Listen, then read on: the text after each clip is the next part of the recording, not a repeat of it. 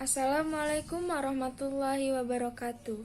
Nama Nurul Karimah Asriani, NIM 1814221, kelas Perbankan Syariah A semester 4.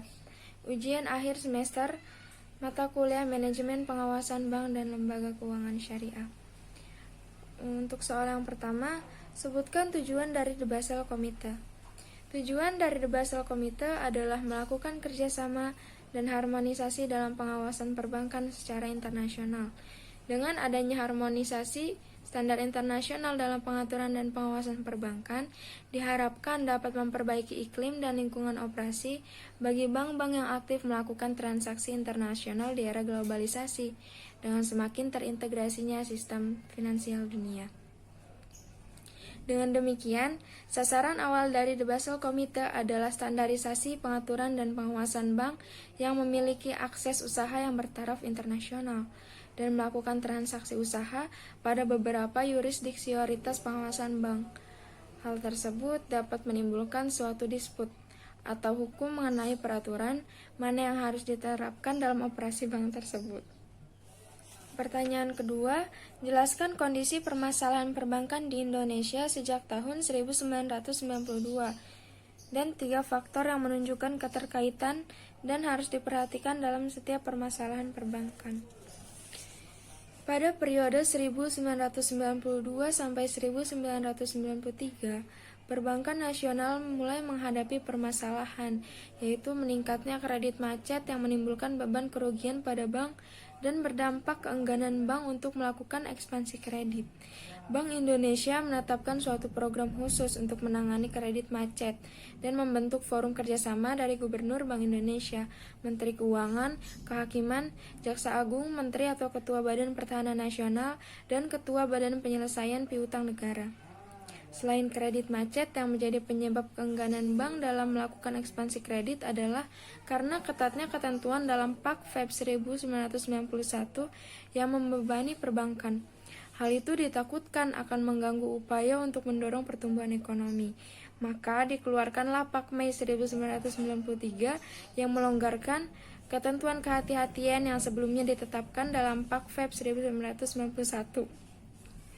Berikutnya, sejak 1994, perekonomian Indonesia mengalami booming ekonomi dengan sektor properti sebagai pilihan utama. Keadaan itu menjadi daya tarik bagi perbankan dalam waktu yang sangat singkat dan melewati tingkat yang dapat memberikan tekanan berat pada upaya pengendalian moneter. Kredit perbankan dalam jumlah besar mengalir deras ke berbagai sektor usaha, terutama properti, meski Bank Indonesia telah berusaha membatasi keadaan ekonomi mulai memanas dan inflasi meningkat. Setelah berjalan lama, Pakto 88 mulai menampakkan dampak negatifnya, kebebasan perbankan terutama dalam bank devisa, yang menghambat terciptanya sistem perbankan yang sehat. Bank Indonesia sejak 1995 mulai memperberat syarat ketentuan untuk menjadi bank devisa, meski langkah tersebut belum bisa menahan laju pertumbuhan perbankan. Pada 1996, sebagai upaya untuk menekan ekspansi kredit perbankan yang dianggap sebagai pemicu memanasnya mesin perekonomian, diterapkan kembali kebijakan moral suasion dengan cara menghimbau bank untuk menekan laju ekspansi kreditnya. Mulai 1997, walaupun ekspansi kredit perbankan mulai dapat ditahan, namun perkembangan usaha perbankan menjadi lebih sulit dikendalikan. Untuk itu, Bank Indonesia telah berencana untuk melikuidasi 7 bank yang ternyata belum mendapat restu dari pemerintah. Selanjutnya, pertanyaan terakhir, jelaskan bagaimanakah seharusnya pelaksanaan pengawasan bank secara efektif bagi bank dan lembaga keuangan syariah. Sebenarnya, pengawasan perbankan syariah itu mempunyai maksud untuk menciptakan sistem perbankan yang sehat. Yang kita ketahui, ada beberapa prinsip pengawasan bank yang dibentuk oleh suatu komite pengawasan perbankan yang disebut The Basel Committee on Banking Supervision. Di sini ada 7 prinsip. Yang pertama yaitu prinsip prekondisi sebagai pengawasan bank yang efektif.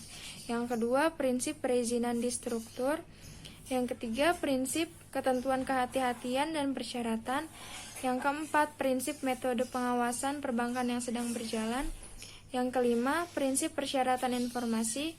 6, prinsip kewenangan pengawasan. Dan yang terakhir, prinsip lintas perbankan. Jadi, prinsip-prinsip tersebut dijadikan acuan pengawasan bank di semua negara, sehingga perbankan menjadi lebih efektif. Sekian dari saya, kurang lebihnya mohon maaf. Wassalamualaikum warahmatullahi wabarakatuh.